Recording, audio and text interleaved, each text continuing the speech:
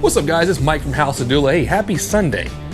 Listen, I wanted to make a very quick video. I just want to show you guys something that I picked up for Project Eagle Brews here that I thought was very cool. It was so cool that I wanted to share it with you now. A lot of you guys may or may not know that these even exist, but basically 2 years ago I reached out to somebody, one of my good friends from the North Texas Foxbody Club, and let him know that I was looking for some aluminum bumpers for Project Eagle Brews here, and lo and behold, he reached out to me and I drove out over the weekend and picked some up. Guys, these are cool. So now I'm going to show them to you. We're going to take a look at them, explain them a little bit, and then we're going to do a weight comparison. So I'm going to actually pull off the bumper here and we're going to weigh them and look at the complete difference on the front and rear. Yes, that's right, front and rear. I got both. Let's check it out. Check it out. All right, man. Yes, they exist, and this is what they look like, okay? Front and rear. Let's get one of these up on the bench. I'm gonna put the front one up here on the bench, and the rear one, let's scoot up here for now. But, oh my God, are these light.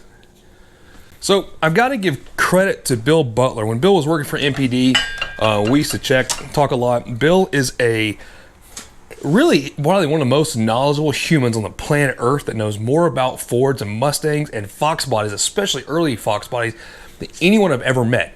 Bill has a lot of family members that actually built these cars at the factory. When Bill was a little kid, he used to go up there and watch these cars being built. So he's visited, the factory while his dad was working in the Ford plant up in Detroit when these cars were being made. So he's from the Detroit area, but he knows way too much about this car. You can look him up here. This is his Instagram. He's got tons of motorsport memorabilia. So he's a really cool, knowledgeable guy. Hope he doesn't mind. I'm just kind of sharing his info out here on YouTube, but hey. But he's the one that told me, about these. And first off, yeah, they're light. They're very, very light. But he's the one that told me that Ford made these. They're extremely, extremely rare.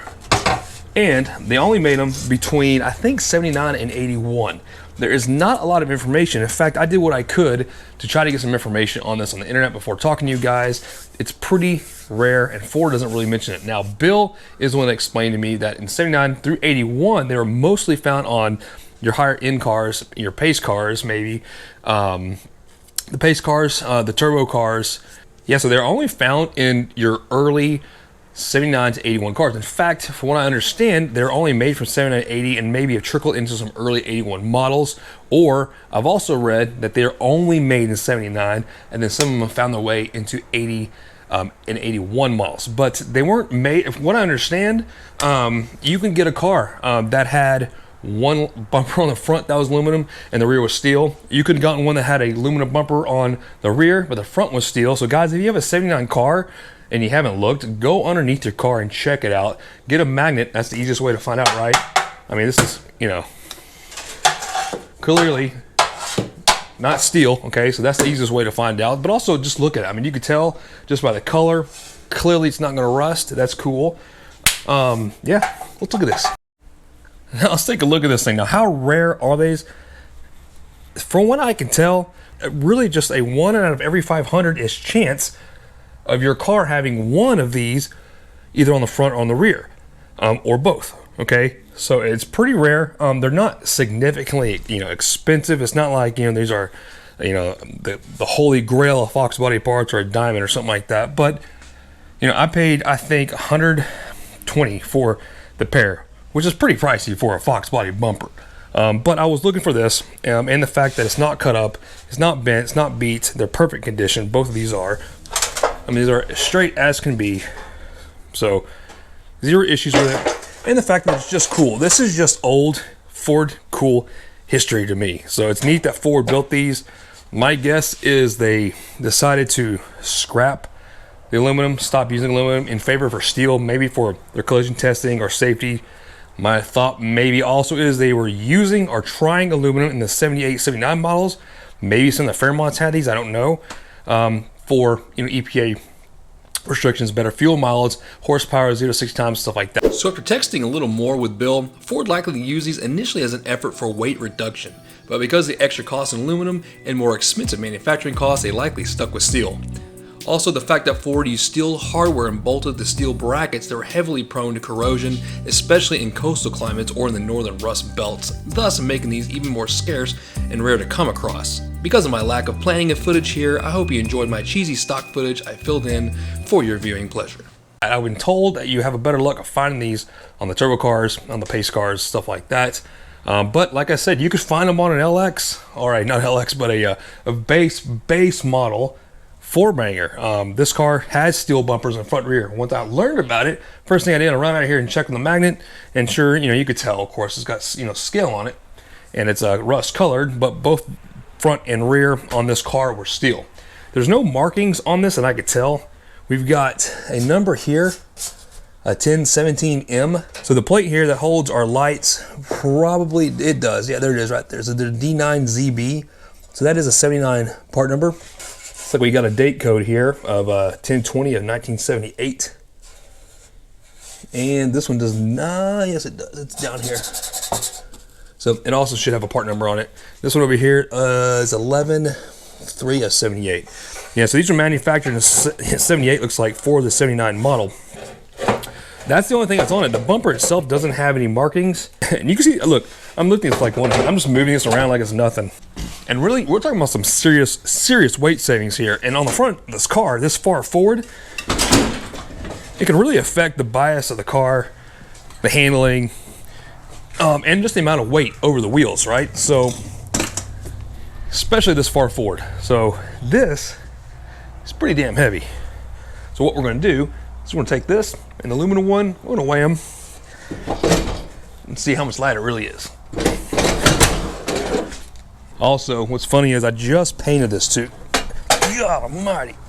If you guys go back and watch my other video, we did the intercooler mount, I did the AC condenser mount, and I painted this after the video just so it looked decent. Even though you'll never see it, but this is all KBS rust coat. It's heavy, dude. It's really heavy. So we're gonna take over here on the bench and get all the parts equal off of it.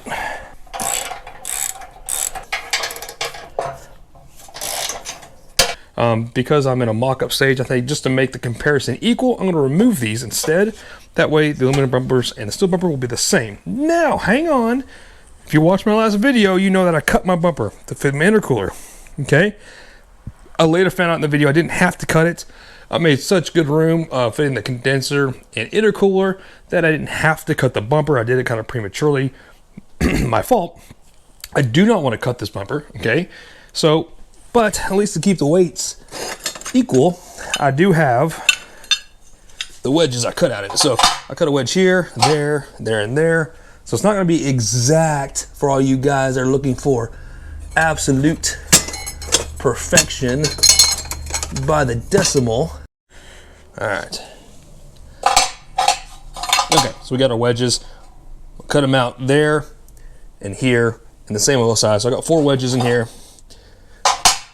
So that's the weight there, and this hole, the steel bumper. Now I'll get these off.